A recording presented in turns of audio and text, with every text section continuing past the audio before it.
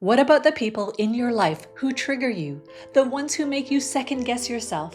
The ones who push your buttons, question your truth, or challenge your sense of control?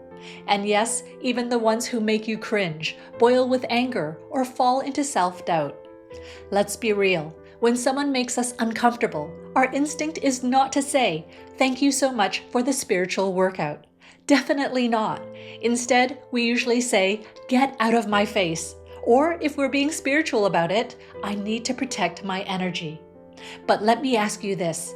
Who in your life has stretched you the most? Who has forced you to look at your boundaries, your triggers, or your wounds? It's not the people who coddled you. It's the ones who poked the parts of you that needed healing. Growth doesn't happen in the comfort zone. Growth happens when you're uncomfortable, pushed to your limits, and even shattered.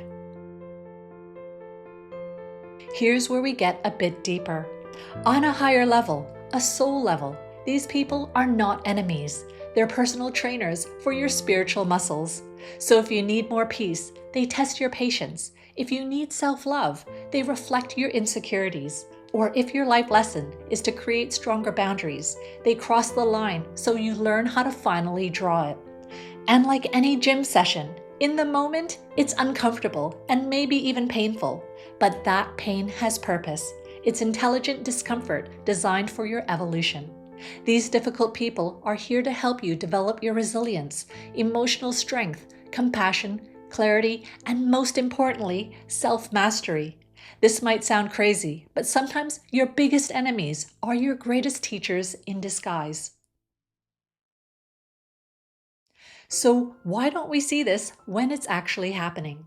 Because emotions act like a filter. Think of emotions as tinted sunglasses. You wear them and suddenly the whole world looks a certain way. Anger makes everything feel like an attack. Fear makes everything look like a threat. Shame makes you feel like you're the problem. And when these emotional filters are on, it's hard to see clearly for what things really are. You're not looking at the truth. You're looking through the lens of an unhealed trigger.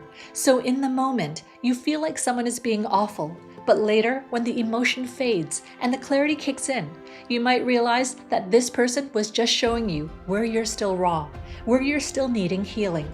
Emotions are feedback, not facts. They let you know where your energy is still tangled, where your ego is still fragile, and where your peace is still conditional. So don't shoot the messenger. Instead, you need to decode the message. Now let's talk about forgiveness, because this is where most people get stuck. Inner forgiveness is energetic and necessary. It means releasing the resentment, cutting the cords, and letting go of the poison so you can free yourself. Outer forgiveness, on the other hand, is optional. It's what you choose to do externally, whether you speak to the person again, rebuild trust, or re-enter that dynamic. And here's the thing, you don't need outer forgiveness to heal. You don't need to send them a message, call them up, or pretend that everything's okay. You can choose peace internally and still set a firm boundary externally. Forgiveness doesn't mean that what they did was right. It means you're done carrying it. It's not about saying you're off the hook. It's about saying, "I'm no longer hooked." When you thank your so-called enemies, you're not just being generous, you're reclaiming your energy. Because resentment keeps you energetically tied to them. But forgiveness, especially inner forgiveness, cuts that cord so you can move forward in your power. So yes, keep thanking the people who love you, support you, and lift you up. But maybe, just maybe, start silently thanking the ones who challenge you too. They're here to help you evolve, to grow into the version of you that you keep saying you want to be. It's not about being fake or forcing forgiveness. It's about zooming out and recognizing the role that played in your expansion. So next time someone triggers you, ask yourself this question: what are they here to teach me? Because sometimes the people you least want to thank are the ones who gave you the most powerful push toward your own awakening. Thank you so much for watching. If you found this video helpful, you need to watch my other video on forgiveness for difficult people. It dives deeper into why forgiveness isn't just about letting others off the hook. It's about setting yourself free.